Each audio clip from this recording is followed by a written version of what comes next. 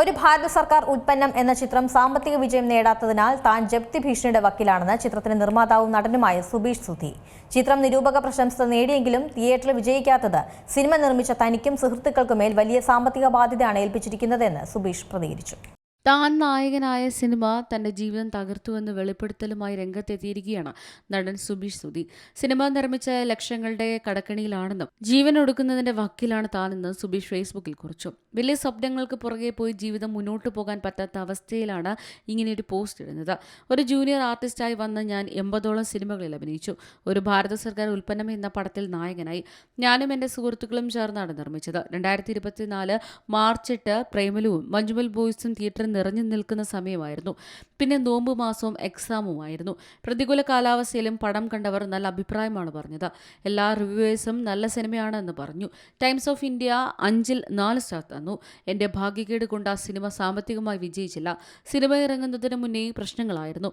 ഒരു ഭാരത സർക്കാർ ഉൽപ്പന്നം സിനിമയുടെ പേരിൽ നിന്ന് ഭാരതം സെൻസർ ബോർഡ് കട്ട് ചെയ്തു. റിലീസിന് 2 ദിവസം മുന്നേ തിരക്കഥാകൃത്ത് നിസാങ്ക മരണപ്പെട്ടു. പിന്നെ ഈ സിനിമ വിൽക്കാൻ ബോംബെയിൽ പോയി അവിടെ കുറെ ഏജന്റുമാർ പൈസ വാങ്ങി പറ്റിച്ചു എന്നല്ലാതെ ഒന്നും നടന്നില്ല. ഞാൻ നേരായ വഴിയിൽ പൈസ ഉണ്ടാക്കി ഈ സിനിമയുടെ കടം വീട്ടാൻ ഒരുപാട് ശ്രമിച്ചു. അതും നടക്കാതെ പോയി. ഞാൻ വല്ലാത്ത അവസ്ഥയിലൂടെയാണ് കടന്നു പോകുന്നത്. എൻ്റെ വീട് ജപ്തിയിലാണ്. സിനിമയ്ക്ക് വേണ്ടി ഫണ്ട് തന്നവർ എനിക്കെതിരെ കേസ് കൊടുത്തു. അത് വാറണ്ടായി. എന്നെ എപ്പോൾ വേണമെങ്കിൽ ജയിലിൽ ഇടുന്ന അവസ്ഥയിലാണ്. ഇപ്പോൾ എൻ്റെ ഫോണിലേക്ക് പൈസ കൊടുക്കാനുള്ളവരുടെ ഫോൺ മാത്രമേ വരാറുള്ളൂ. എൻ്റെ നല്ല കാലത്ത് കൂടെ ഉണ്ടായവർ എൻ്റെ ഫോൺ പോലും എടുക്കാതെയായി. ഒരു ദിവസം 40ഓളം കോളുകളാണ് വരുന്നത്, കടക്കാരുടേത്. പിടിച്ചു നിൽക്കാനാവാതെ 2 തവണ ജീവനൊടുക്കാൻ വരെ ശ്രമിച്ചു. എൻ്റെ സുഹൃത്തുക്കൾക്ക് ഞാൻ മെസ്സേജ് അയച്ചിരുന്നു. അവരിൽ ആരോ കൊച്ചി സിറ്റി പോലീസ് ഡെപ്യൂട്ടി കമ്മീഷണറെ അറിയിക്കുകയും എന്നെ അവിടെ നിന്ന് വിളിപ്പിക്കുകയും ചെയ്തു. അശ്വതി മാഡം എൻ്റെ അവസ്ഥ നേരിട്ട് മനസ്സിലാക്കുകയും നിങ്ങളെ ആരെങ്കിലും സഹായിക്കാതിരിക്കില്ല, ജീവിതത്തിൽ ധൈര്യമായി മുന്നോട്ട് പോകൂ എന്ന് പറഞ്ഞ് എന്നെ ആശ്വസിപ്പിക്കുകയും ചെയ്തു. ഈ നല്ല സിനിമ തിയേറ്ററിൽ എത്തിക്കാൻ ശ്രമിച്ച സതീഷ് ചേട്ടനും വർക്കിച്ചനും സാമ്പത്തിക ബാധ്യതയിലാണ്. എൻ്റെ പടത്തിൻ്റെ പ്രൊഡ്യൂസർമാരും സമാന അവസ്ഥയിലാണ്.